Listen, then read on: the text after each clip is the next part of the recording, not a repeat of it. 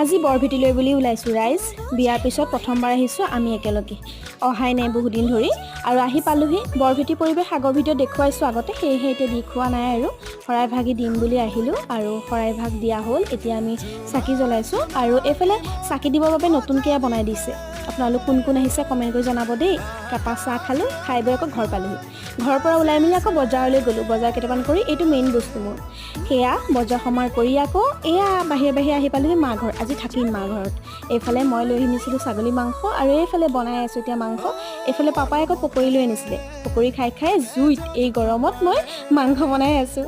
ভাবিছিলোঁ ছাগলী মাংসই দগৰি ভাত খাম, কিন্তু ভাইটিয়ে লৈ আহিলে আকৌ ফুচকা। এতিয়া ফুচকা খাম নে বাৰু ভাত খাম, মানে আজি ভাত খোৱালে হ'ল আৰু। এইফালে আমি সকলোৱে ফুচকা খাই আছোঁ দেই, আৰু ভাইটিয়ে মোক জোকাই আছে, মই হেনো কলি হৈ গৈ আছোঁ আগতকৈ। বাৰু ৰাইজ, আজি ভাত কেতিয়া খাবলৈ পাওঁ নাজানো আৰু। ভিডিঅ'টো চাই কেনে পালে জনাব। যদি ভালটো লাগিল লাইক কমেণ্ট নাপাহৰিব। বাই।